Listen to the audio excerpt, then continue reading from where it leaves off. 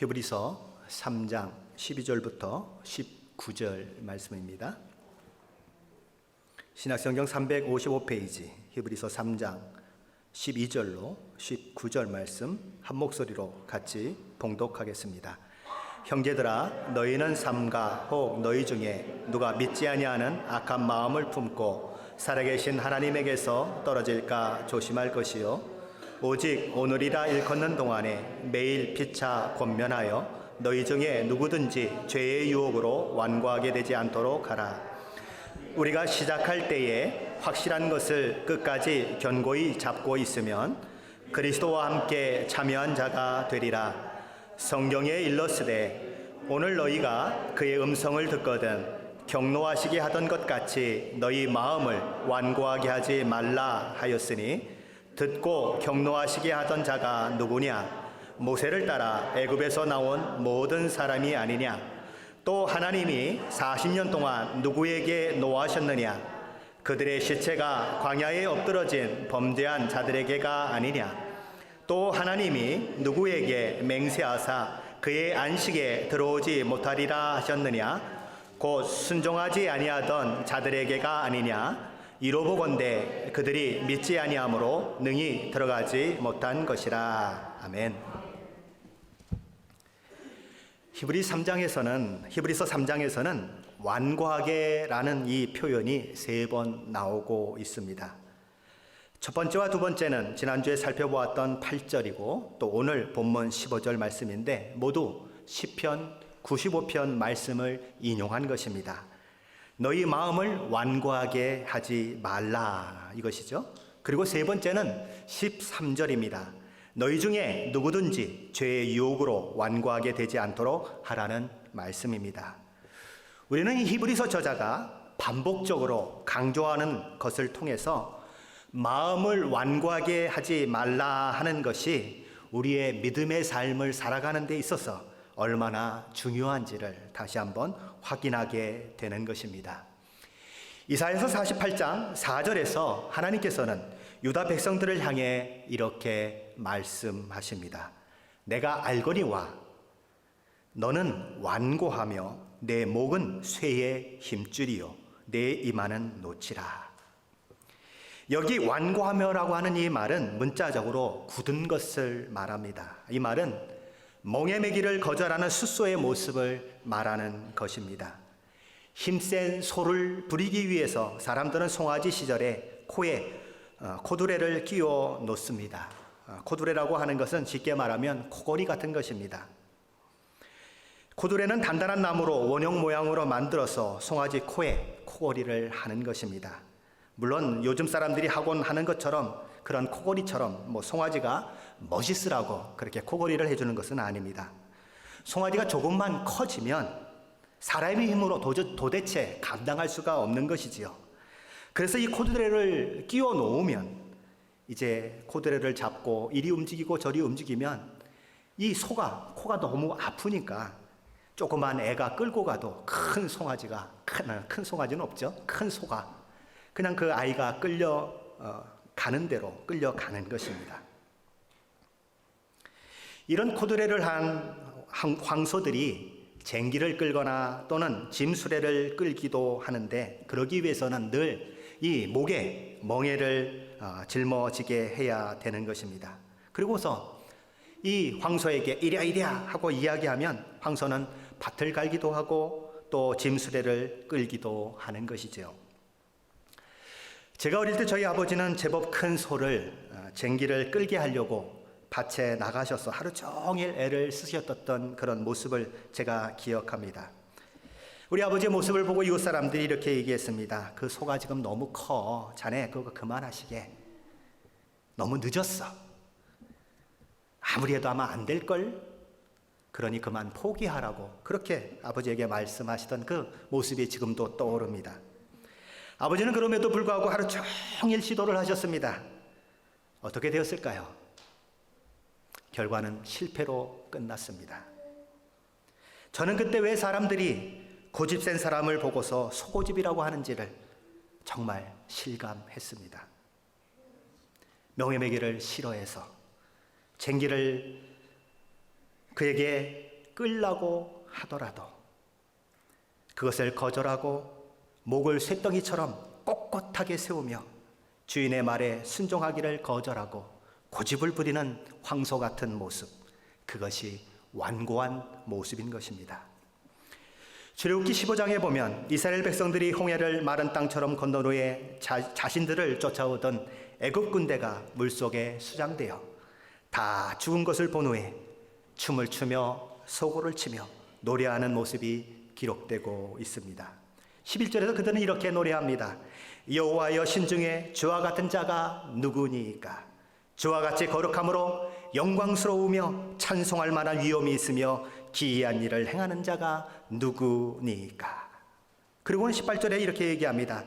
여호와께서 영원 무궁하도록 다스리시도다. 그렇게 노래했습니다. 여호와께서 영원 무궁하도록 다스리시도다. 이것은 아마 당시 홍해를 기적적으로 건넌 이스라엘 백성들이 그냥 지나가는 노래로 했던 것은 아닐 것입니다. 분명 그 기적을 보았고 하나님의 일하심을 보았기 때문에 그 마음 가운데 진심 어린 고백을 했던 그 고백이었을 것입니다. 그런데 우리 하나님은 그들의 이 진심 어린 고백을 들으시며 그냥 그것을 인정해 주시지 않고 시험하겠다고 하십니다. 내가 너를 시험하여 확인하겠다 그러십니다. 어떻게 시험하셨습니까? 하나님께서는 이스라엘 백성들을 가나안 땅으로 곧바로 들어가게 하지 않으시고 먼저 광야의 길을 걷게 하심으로써 그들을 시험하셨습니다. 광야는 굶주림과 위험이 있는 곳이요 몸과 마음을 지치게 하는 곳이었습니다. 그러므로 그 광야에서 길을 간다고 하는 것은 하나님의 약속과 주신 말씀을 신뢰하지 않으면 끝까지 갈 수 없는 길, 그것이 광야의 길인 것입니다.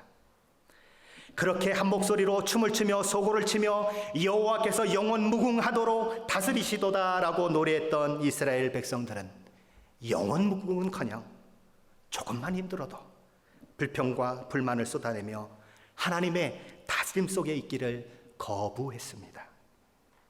그래서 망했습니다. 오늘 16절 말씀은 이렇게 얘기합니다.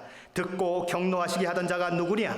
모세를 따라 애굽에서 나온 모든 사람이 아니냐? 이스라엘 백성들처럼 하나님의 기적과 일하심을 생생하게 체험한 자들은 세상 어디에도 없는 것입니다. 그러나 광야에서 고난을 만나게 되자 그들은 확 돌아서 버리는 것이지요. 시작은 정말 좋았습니다. 그러나 시작이 좋다고 끝까지 좋은 것은 아닌 것입니다. 모세가 광야에서 인도에 있는 백성들 중에 20세 이상 된 남자들이 민수기 1장 46절에 보면 60만 3,550명입니다. 이 중에 거의 다가 광야에서 죽고 오직 여호수아와 갈렙 두 사람만이 살아서 가나안 땅에 들어갑니다. 60만 3,550명이 43년 동안 죽으려면 하루에 몇 명씩 죽어야 되는지 제가 계산을 해봤습니다. 하루에 매일 38명씩 죽어야 43년이 지난 이후에 60만 3,550명이 죽습니다. 남자만 죽었겠습니까? 여자도 죽어야 되지 않았겠습니까? 그러면 2배로 늘리면 하루에 76명이 죽어갑니다. 근데 보통 남자들보다 여자들이 또 어떻습니까? 수명이 더 길어요. 그러니까 여자들이 더 많을 것입니다. 그럼 분명 80명, 90명이 넘어갔을 것입니다. 매일 그 광야 가운데 80명이 넘는 사람들이 죽어가는 그 모습을 이스라엘 백성들은 보며 43년을 지냈던 것입니다. 하나님의 놀라운 일들을 경험했지만, 하나님의 놀라운 기적을 경험하고 구원을 경험했지만 하나님을 반역함으로 광야 가운데서 멸망하는 것입니다. 그것을 히브리서 저자는 완고한 마음의 결과라고 이야기하면서 완고한 마음을 가지지 말라고 히브리서 이 독자들에게 이야기하는 것이고, 또 오늘 이 말씀을 듣고 있는 저와 여러분에게 이야기하고 있는 것입니다. 완고한 마음과 반대되는 마음은 부드러운 마음입니다. 부드러운 마음은 하나님의 말씀이 쉽게 스며들고 그 교훈에 쉽게 감동받으며 순종하는 마음을 말합니다. 그러나 완고한 마음은 딱딱하고 굳은 땅처럼 아무리 비가 그 속에 쏟아져도 다 흘러 떠내려 보내는 그런 마음입니다. 성경에서 이런 완고한 마음을 가진 사람 중에 대표격을 들려고 하면 아마 애굽 왕 바로일 것입니다. 하나님의 권능이 가장 강력하게 나타났고 하나님의 뜻이 분명하게 밝혀졌음에도 불구하고 바로는 굴복하지 않고 고집스럽게 거역함으로써 끝내 멸망을 자처하고 말았습니다. 이스라엘 백성은 어떻습니까? 바로와 그를 따르는 모든 군대들이 홍해를 따라 들어와 그곳에서 물이 다시 합쳐지자 다 죽고 많은 멸망을 하게 되는 그것들을 눈으로 직접 목격하고 경험했습니다. 그런데 그 이스라엘 백성들이 그 바로의 압제에서 구원을 받아서 너무 기뻐서 하나님 앞에 소고를 치며 찬양하며 노래하며 그렇게 기뻐했던 그 백성들이 어리석게도 그 바로와 똑같은 길을 지금 가고 있다는 거지요. 바로가 완악한 마음을 가지고 완고한 마음을 가지고 하나님 앞에 불순종했던 것처럼 그렇게 하나님의 놀라운 구원과 기적과 역사들을 다 경험했는데도 불구하고 이스라엘 백성이 그 완고한 길을, 그 완악한 마음의 길을 또 가서 결국 그들도 애굽의 바로 왕처럼 멸망하고 말았다는 것이 오늘 히브리서 저자가 우리에게 경고하는 말씀인 것입니다. 히브리서 저자는 12절에서 이렇게 말하고 있습니다. 형제들아, 너희는 삼가 혹 너희 중에 누가 믿지 아니하는 악한 마음을 품고 살아계신 하나님에게서 떨어질까 조심할 것이요. 완고한 마음이 여기서는 믿지 아니하는 악한 마음으로 표현되고 있습니다. 믿지 않는 마음은 불신앙입니다. 사람들이 하나님의 말씀을 거부하는 이유가 무엇이겠습니까? 죄를 더 사랑하기 때문에 그렇습니다. 죄를 더 사랑하게 되니까 하나님의 말씀에 대해서 마음을 완고하게 가지게 되고 그래서 하나님의 말씀에 대해서 불순종하는 것입니다. 히브리서 저자는 히브리서 3장 16절로 18절에서 하나님을 경독해 하는 죄를 짓던 이스라엘 백성들을 질문하고 답하는 형식으로 묘사하고 있습니다. 그리고 그 죄가 가져온 결과가 무엇인지를 이야기하고 있습니다. 그들을 히브리서 저자가 언급하고 있는 것은 당시를 살았던 그리스도인들뿐만 아니라 오고 오는 세대의 모든 그리스도인들로 하여금 완고한 마음을 갖지 말도록 주의하라고 그렇게 깨우칠 필요성이 있었기 때문에 그렇습니다.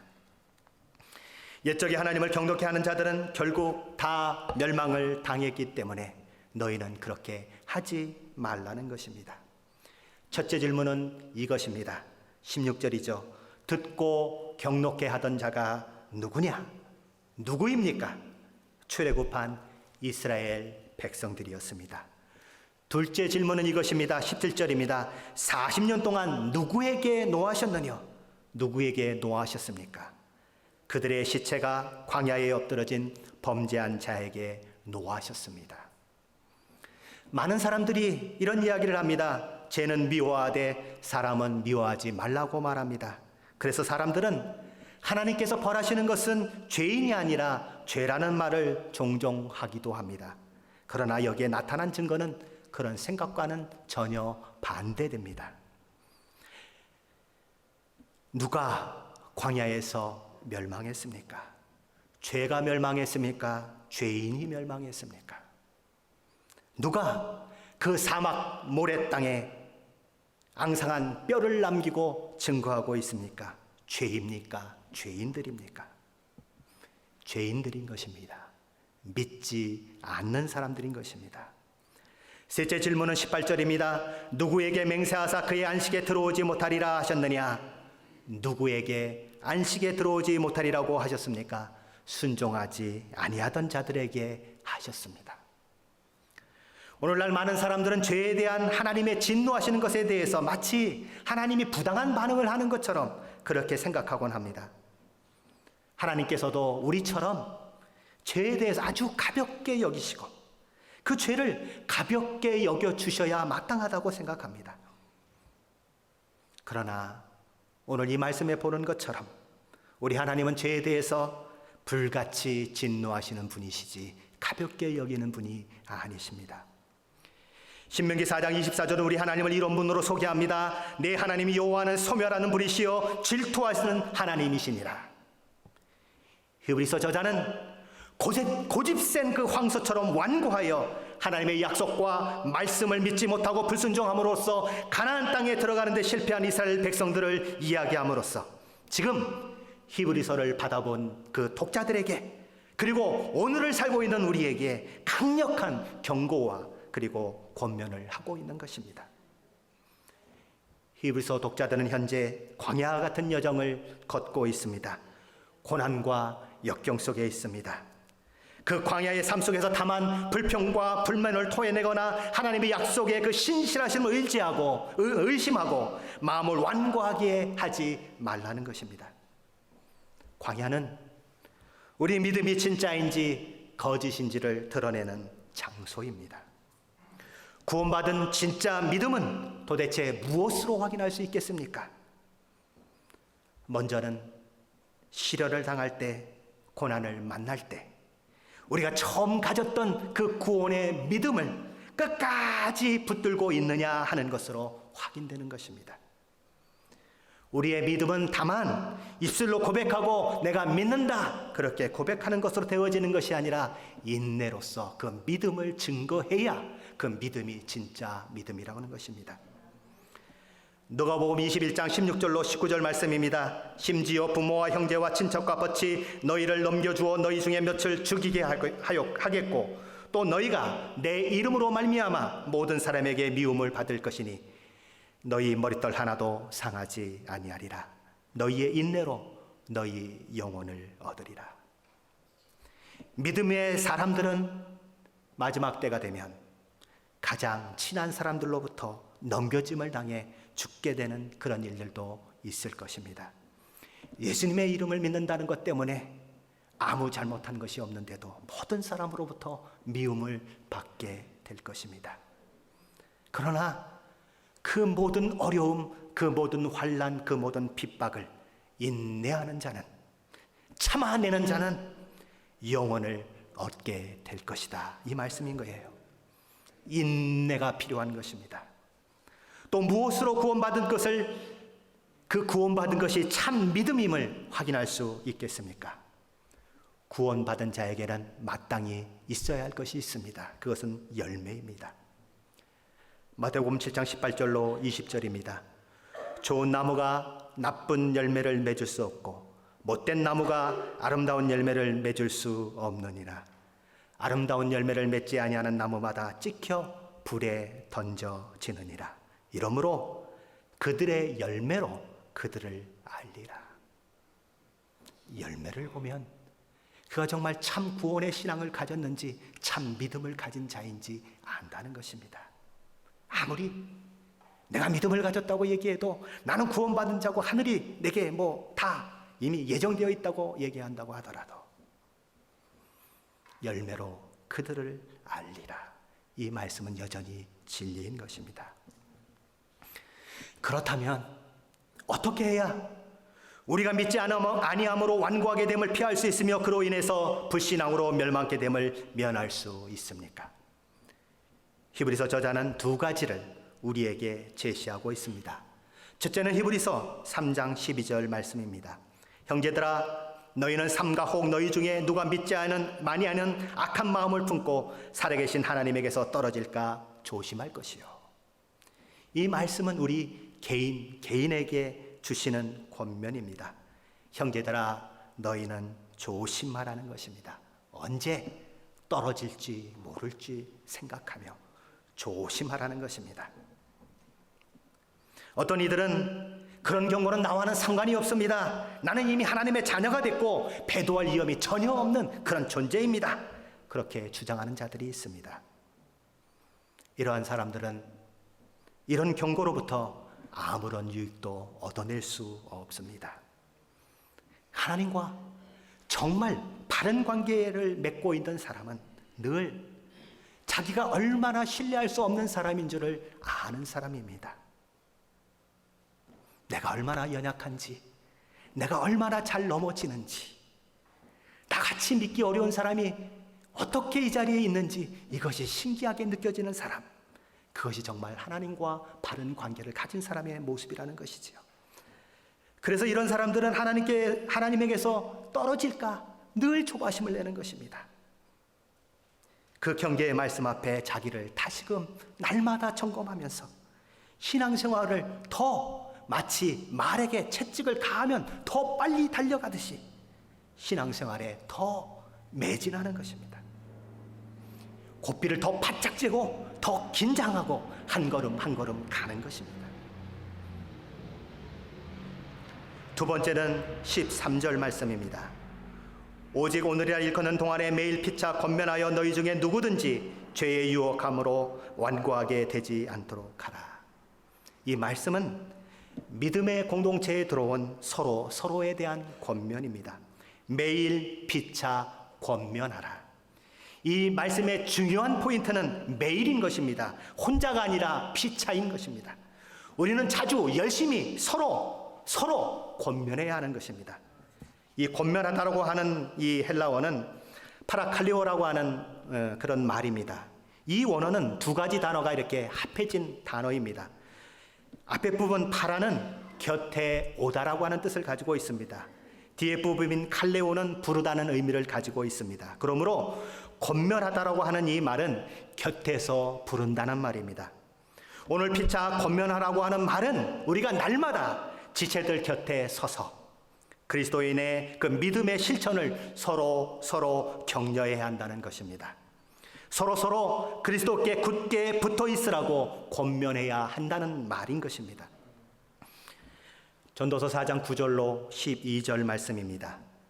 두 사람이 한 사람보다 나음은 그들이 수고함으로 좋은 상을 얻을 것임이라. 혹시 그들이 넘어지면 하나가 그 동물을 붙들어 일으키려니와 홀로 있어 넘어지고 붙들어 일으킬 자가 없는 자에게는 화가 있으리라. 또 사람이 함께 누우면 따뜻하거니와 한 사람이면 어찌 따뜻하랴. 한 사람이면 패하겠거니와 두 사람이면 맞설 수 있나니 세 겹줄은 쉽게 끊어지지 아니하느니라.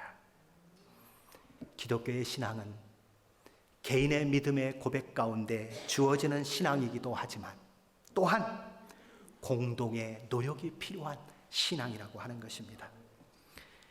베드로전서 4장 7절로 10절 말씀은 이렇게 얘기합니다.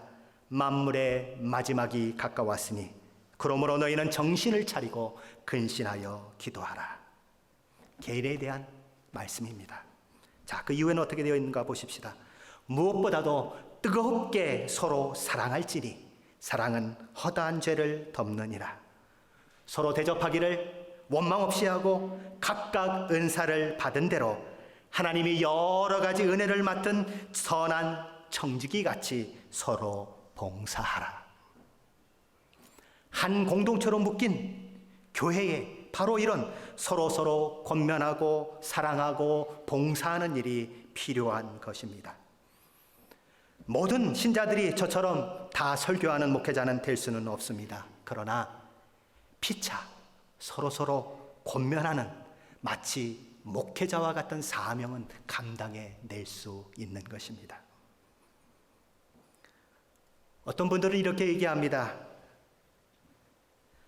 목사님, 내가 말씀을 보니까 교회는 건물을 얘기하는 것이 아니던데요.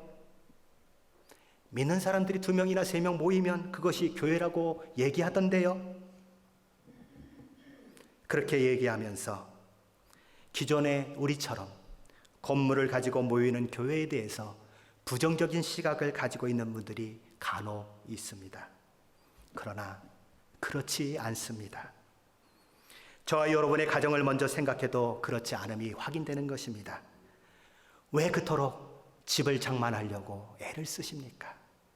왜 그토록 아파트라도 들어가서 살려고 애를 쓰십니까? 가정만 있으면 되죠. 아버지, 어머니, 아들, 딸만 있으면 되지 집이 왜 필요합니까?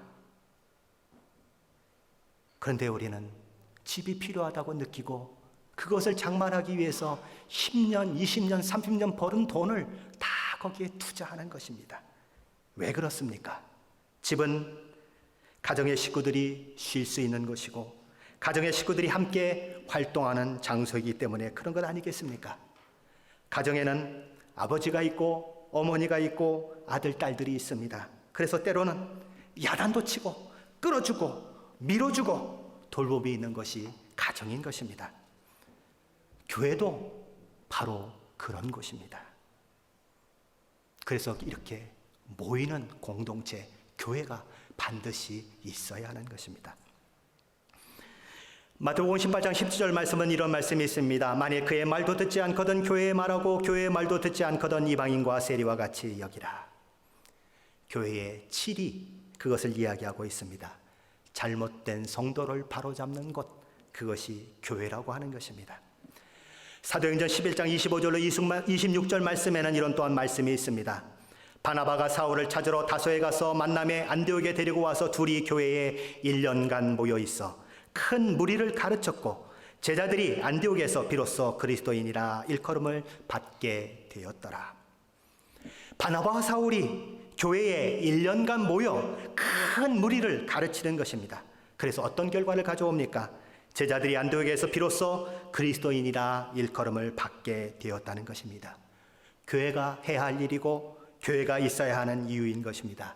우리의 신앙은 나만을 위한 신앙이 되어서는 안 되는 것입니다. 서로 세워주고 돌봐주고 그래서 믿음 안에서 자라게 하는 것이 필요한 것입니다. 그리스도인은 몸인 공동체 안에서 오늘 본문의 13절의 말씀처럼 오직 오늘이라 일컫는 동안에 매일 피차 권면해야 하는 것이 그래서 필요한 것입니다. 그렇다면 우리는 무엇을 피차 권면해야 하겠습니까? 오늘 본문은 죄의 유혹으로 완고하게 되지 않도록 권면해야 한다고 말씀을 하고 있습니다. 우리는 죄의 유혹을 경계해야 합니다. 마태복음 24장에서 우리 주님은 말세에 일어날 일들을 지속적으로 말씀하시면서 24절에서 이런 경고의 말씀을 하고 계십니다. 거짓 그리스도들과 거짓 선지자들이 일어나 큰 표적과 기사를 보여 할 수만 있으면 택하신 자들도 미혹하리라. 이 죄의 유혹을 경계해야 하는 것입니다. 우리는 또한 이것을 늘 기억해야 합니다. 우리는 늘 미혹받기 쉬운 본성을 가지고 있다는 사실입니다. 예레미야 17장 9절에서 만물보다 거짓되고 심히 부패한 것은 마음이라 누가 능히 이를 알리요, 이렇게 기록합니다. 우리가 본성적으로 악한 사람이라는 생각을 늘 우리는 가지고 있어야 합니다. 오늘도 하나님의 은혜가 아니면 나는 저 방송 속에서 나오는 악한 사람과 다를 바 없는 존재라고 하는 것을 늘 기억하며 살아야 한다는 것입니다. 성경은 그래서 늘 우리 자신의 그 마음조차도 믿을 것이 못된다고 우리에게 경고하고 있는 것입니다. 사도 바울도 로마서 7장 18절에서 이런 고백을 합니다. 내 속 곧 내 육신에 선한 것이 거하지 아니하는 줄을 아노니 원함은 내게 있으나 선을 행하는 것은 없노라.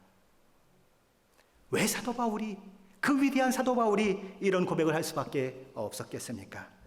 인간이 본성적으로 악하기 때문에 늘 원함은 있는데 더 믿음으로 살고 싶은데 자꾸 끌어당기는 게 있는 것입니다. 자꾸 죄로 가게 만들고 자꾸 모이지 못하게 만들고 자꾸 시기하고 질투하게 만들고 교회를 어렵게 하고자 하는 마음이 자꾸 드는 것입니다.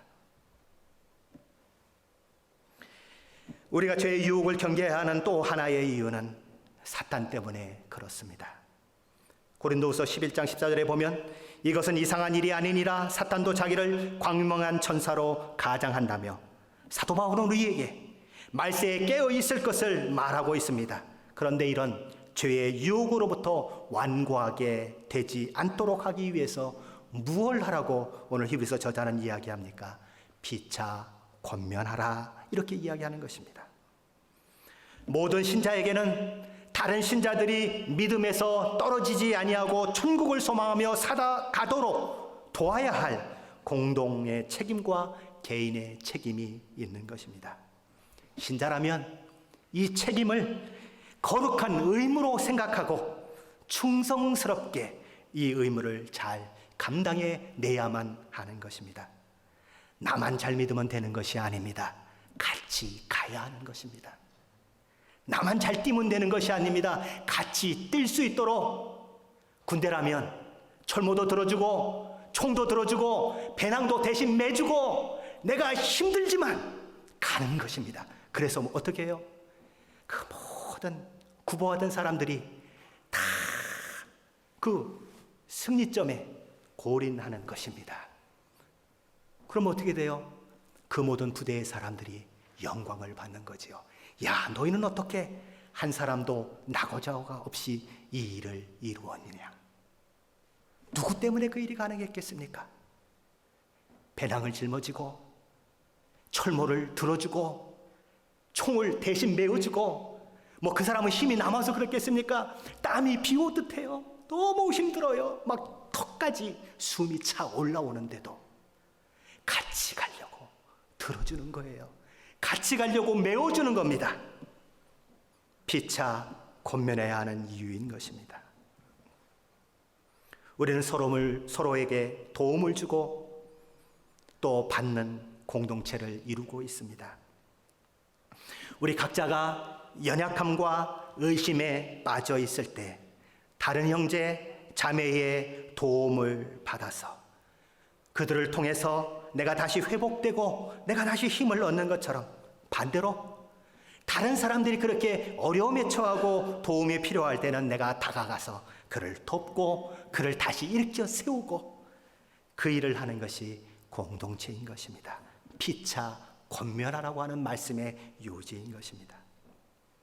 그렇게 함으로써 모든 공동체의 한 사람 한 사람이 믿음의 주여 온전케 하시는 인 예수를 바라보며 인내하며 갈 수 있도록 너무 지쳐서 낙오되지 않도록 그를 붙들고 가는 것입니다. 히브리서 10장 24절로 25절은 이렇게 권면하고 있습니다. 서로 돌아보아 사랑과 선행을 격려하며 모이기를 피하는 어떤 사람들의 습관과 같이 하지 말고 오직 권하여 그날이 가까움을 볼수록 더욱 그리하라. 모여보면 우리는 때로 우리 자신의 실체를 보게 됩니다. 별난 사람을 만나서 한번 부딪혀보면 내가 굉장히 거룩한 사람인 줄 알았는데, 내가 굉장히 신앙이 좋은 사람인 줄 알았는데, 이야, 내가 이렇게까지도 무너내릴 수 있는 존재구나. 내 연약함을 확인하게 되는 것입니다. 내가 고난과 고통 가운데 거해보면 나도 남의 도움이 없이는 살아갈 수 없는 존재인 줄을 뼈저리게 느끼게 되는 것입니다. 혼자 있으면 점점 꺼져가는 믿음도 함께 모이면 타는 장작불이 활활 타오르는 것처럼 피차 권면하면 우리의 믿음이, 우리 공동체의 믿음이 점점 타올라 활활 타게 되는 것입니다. 오늘 지금 우리는 우리의 신앙을 주의 깊게 돌아보는 지혜가 필요합니다. 또한 공동체로 모인 교회에서 서로를 세워주고 격려하고 돌봐주고 서로를 향해 관심과 사랑으로 믿음의 길을 잘 갈 수 있도록 하는 일이 필요한 것입니다. 존 버년이 쓴 철로 역정에 보면 크리스찬이라고 하는 사람과 그의 친구로 불려진 소망이라고 하는 사람이 나오고 있습니다. 이들은 둘이 천국을 향해서 계속 길을 갑니다. 그런데 길을 가다 보니까 수많은 어려움들이 있습니다. 유혹이 있습니다. 미혹이 있습니다. 속이는 것도 있고요. 어떤 때는 크리스찬이 그 미혹과 유혹에 넘어져 버립니다. 그러면 소망이 막 그를 일으켜 세우고 그를 격려합니다. 하나님의 말씀에 이렇게 얘기하셨는데 그렇게 하시면 안 되지요. 그래서 크리스찬이 다시 제자리를 찾습니다. 어느 날은 소망이가 그럽니다. 넘어져가지고 어떻게 할 줄을 모르는 것입니다. 크리스찬이 그를 또 붙들어 세우는 것입니다. 그렇게 둘이 주거니 이박거니 도와주고 일으켜 세우고 그러다 보니까 이 소망이와 크리스찬이 어느 날 보니까 천국에 도달해 있는 거지요. 피차 권면해야 그 모든 일들이 우리에게도 일어나는 것입니다. 사도행전 4장에 가보면 베드로와 요한이 나면서 걷지 못하던 자를 예수 그리스도의 이름으로 낫게 한 후에 옥에 갇혔다가 위협을 받고 풀려난 그 사건이 기록되고 있습니다. 두 사도가 풀려나서 동료들에게 자기 신들이 이러이러한 일이 있다고 하는 것을 알리지요. 그랬더니 그 동료들이 함께 모여가지고 하나님 앞에 기도하는 장면이 기록됩니다. 거기 이런 표현이 있습니다. 27절로 28절 말씀입니다. 과연 헤롯과 본디오 빌라도는 이방인과 이스라엘 백성과 합세하여 하나님께서 기름 부으신 거룩한 종 예수를 거슬러 하나님의 권능과 뜻대로 이루려고 예정하신 그것을 행하려고 이 성에 모였나이다. 마지막 때가 되면 될수록 세상은 힘을 모을 것입니다. 왜 그들이 힘을 모읍니까? 무엇을 위해서 힘을 모으겠습니까? 그리스도인들을 핍박하고 믿지 못하도록 하기 위해서 온 세상이 하나로 묶일 것입니다. 여기 보십시오. 헤롯이 있습니다. 본디오 빌라도가 있습니다. 이방인들이 있습니다. 이스라엘 백성이 있습니다. 그들이 어떻게 했다고요? 합세했습니다. 합세해서 무엇을 했습니까? 하나님께서 기름 부으신 거룩한 종 예수를 거스르고 크리스찬들을 핍박하고 가두고 그 일을 했다는 것입니다. 말세는 우리를 대적하는 모든 세력들이 하나로 묶여서 힘을 합쳐서 우리를 대항하는 시대인데, 그렇다면 우리 기독교인들은 무엇을 해야 하겠습니까? 혼자만 잘 믿어보겠다고 해보시겠습니까? 나도 왕년에 너만큼 믿지 못했는 줄 알아? 그러시고 지나가시겠습니까? 자신이 믿음의 길에서 떠나고 있지 않는지 주위에서 먼저 살펴봐야 되고, 두 번째는 내 옆에 있는 지체들이 오늘 믿음 가운데 견고하게 서 있는가? 혹시 상처를 받고 있지는 않는가? 넘어져 있지는 않는가? 믿음에 실패하고 있지는 않는가? 그를 찾아가서 권면하고 믿음으로 세우고, 그 피차 권면이 우리 공동체 가운데 필요한 것입니다. 로마서 15장 7절 말씀입니다. 그러므로 그리스도께서 우리를 받아 하나님께 영광을 돌리신 것 같이 너희도 서로 받으라. 받으십시오.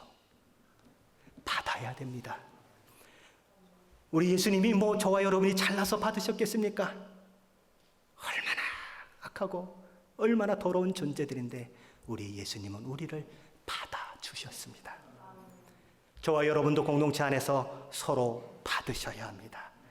받아서 그를 안고 기도하고 그를 세워서 온 공동체의 모든 영혼들이 다 이 믿음의 이 경주를 완주할 수 있도록, 군대로 말하면 군장도 대신 메워주고 철모도 대신 메워주고 총도 대신 메워주고, 그래도 안 되면 겨드랑이를 끼고 그러고 뛰는 겁니다. 그래서 완주하는 것입니다. 이것이 공동체의 아름다움이에요. 피차 권면하라.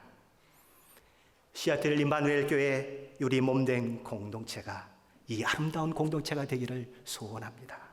저와 여러분이 한 사람 한 사람에게 서로 피차 권면하여 세워가는 그런 아름다운 공동체를 이루어 하나님이 우리 시애틀 임마누엘 교회를 통하여 이루고자 하시는 그 하나님의 뜻과 계획들이 일어난다면 우리 하나님 얼마나 기뻐하시겠습니까? 제가 여기 목사가 된 이유가 무엇이겠습니까? 그 일을 위해서 부름받은 것 아니겠습니까? 목사 잘난 이름 드러내라고 제가 여기 있겠습니까? 아닙니다. 하나님의 이름 드러내라고 여기 세워줬습니다. 여러분들이 왜 성도가 되었습니까? 여러분들이 왜 구원받게 했겠습니까? 저와 여러분이 모두가 하나님의 손에 붙들려 하나님의 일을 이루고 하나님의 계획과 뜻을 이루게 하는 이 일을 위하여 저와 여러분을 부르신 것입니다. 그 일은 무엇으로 된다고요? 피차 권면함으로 되는 것입니다. 그것을 늘 잊지 마시고 우리는 한 공동체라고 하는 이 생각 속에 늘 우리를 만들어가며 다른 영혼을 바라보며 섬겨가는 그 귀한 일들이 저와 우리 모두 가운데 있으시기를 예수 그리스도의 이름으로 간절히 축원합니다. 기도하시겠습니다.